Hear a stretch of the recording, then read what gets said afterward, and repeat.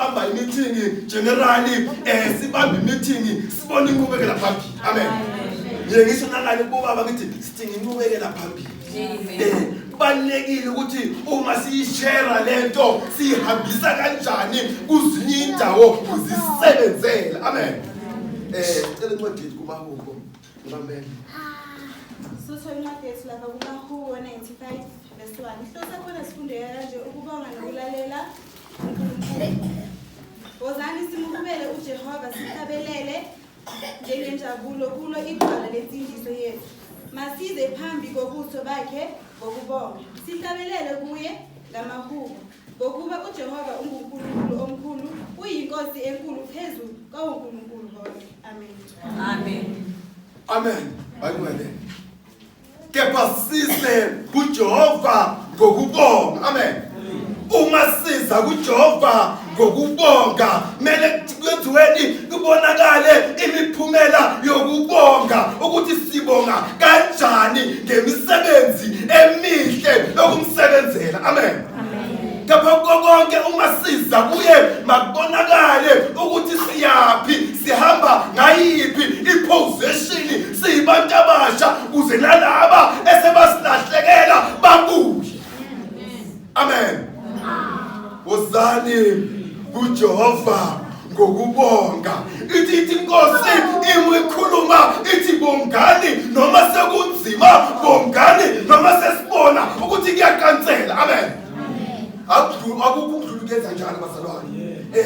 Captain imsebenzi kepha uma siqondana noNkulunkulu asikhaleni kakhulu thina sithi inkosi sikhalela nabanye kuze kubonakale imisebenzi emihle noma sihamba amalokishi wonke akubonakale ekugcineni ukuthi siphuma namuphi umphumela njengoba siyakula amalokishi ekugcineni siyakhala sibuildana. Amen. Bayabachazele namathi abantu abasha bayahamba amalokishi nami ngithi yini abayikhuluma ibambekayo. Amen.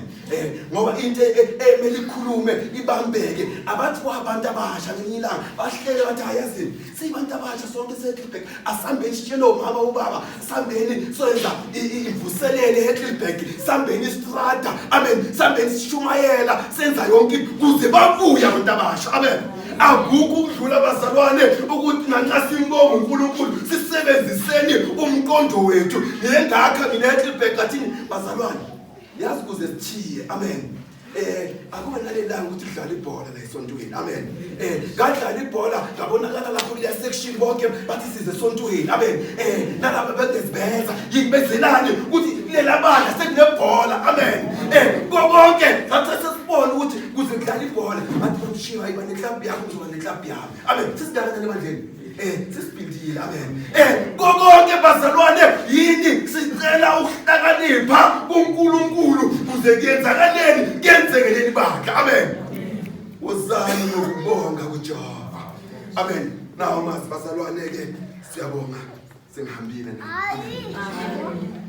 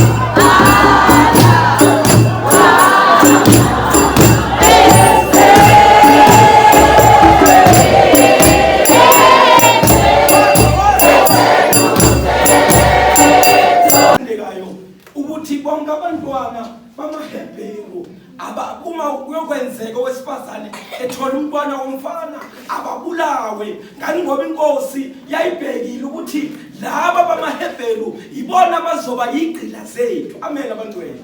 Manje ukuze bangakwazi ukuthi sebayizigqila kusasa babe banengi, ithi inkosi uma ibabiza ibatshela lokhu ekumele ukuthi bakwenze, ithi ngenzelani ukuthi ifuna kusasa bangakwazi ukuthi babe baningi basendlule bese bayabuya bathatha lelizwe sinalo.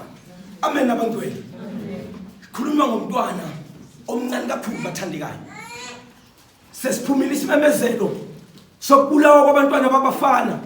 Kuyenzeka ke omunye walamantombazana uyabeletha eseyitholile ingane, uyakhumbula ukuthi le ngane ngendlela ngiyibuka ngayo manje kodwa ingane le engayingase isuswe phambi kwami, ukhumbula ukuthi ayikoni lutho. Angidishaye sithi sihlalo uma sikhuluma sithi ingane encane ayinalika.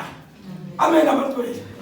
Kodwa inkosi yayazi ukuthi kusasa le ngane engaka izokhula ingedlule nami besifuna ukuthi bese ithatha leli lizwe sikulu. Manje abantu abasha kukhona isifundo esivela kuMose ngoba lo mfana okanye le ngane ekhulunywa ngayo eyathathwa yayafakwa phakathi kwamantshi wamazuthu elingana naleli bhokisi, kodwa iBhayibheli lalihle kakhulu yalibeka ngasogwini lomfula, akambekanga phakathi sihlalo ngoba yayizohamba le moto ihambela lo mntwana, kodwa wayibekela ngaseceleni. Lithi iBhayibheli mulifunda ngenkathi elibeka ikhona enye yamantombazana eyayimbhekile. Amen abantwana. uNkulunkulu udala amasu noma angasekho sihlalo ngoba wayazi nala ngiyakhona abantu abasha ukuthi omunye nomunye umntwana umezalwa sihlalo kusekela sihlalo omunye nomunye umntwana umezalwa ngelanga uzalwa ngalo uNkulunkulu seyazi yena ukuthi okwakhe emhlabeni uzoba yilokho. Manje uMose uyazalwa bathandekayo ngoba ngabe kwenzeka watholakala uMose ezandleni ezingesizo nganamhlanje abakwaIsrayeli basaqhotha eGibhithe.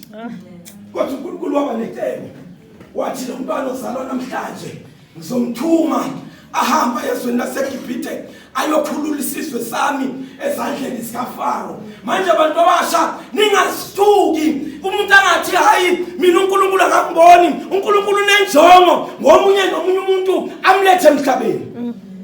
Wathi sebeyibonile ingane uthi omunye wamantombazana akafana eyogeza emfuleni, uyabona lapha ukuthi hayi kuyini lokuthuma intombazana hamba ubheke lapha iyaya le ntombazana imayibheka lithi iBhayibheli kwakungumfana wayemuhle nga-underline mina sihlalo ukuthi le ngane yayinhle kakhulu yayingafanelwa yiloko okukhulunywe inkosi. Manje ukhona umuntu omusha uNkulunkulu sikhona sonke ngaphakathi kwenkonzo unenjongo ngathi bathandekayo. Ungalokuthi nangelinye ilanga bese uyayisola ufuna uyifanisa nosihlalo uthi usihlalo ukhona lokhu okanye kunaloku unaloku. uNkulunkulu unenjongo ngawe babazalwane, akunaphutha elenzekile. uNkulunkulu wayazi ukuthi wena uzofika emhlabeni ngalelo langa lelo. Ngoba egcineni umuntu uqhubeka nencwadi kaMose, nifuna nifunde incwadi kaMose bazalwane. Uma uqhubeka nayo sihlalo sikhuluma ngoMose uNkulunkulu ahambe azange amsindise nje kuphela ngoba wayemuhle uMose. Mayekhula uMose eqala ekhula uNkulunkulu ubonakala kuMose. Uma sekuzoqala uhambo lukaMose ubonakala kulesi sakhe esikuthatha. Uthi Mose khumula imbathatha zakho ngoba lo mhlabathi onibona ungcwele. Kwakuyileso sikhathi la uMose ezothunyelwa khona ezweni laseGibhithe. Ngenzeka nawe ukhona namhlanje ugqokele isambatho uthi hayi ngikhona enkonzweni ngoba abazali bathekiwa Good Friday, kodwa ihamba iminyaka kusasa uyithola usumusihlalo wamabandla onke, kusasa uzithola usumongameli wena.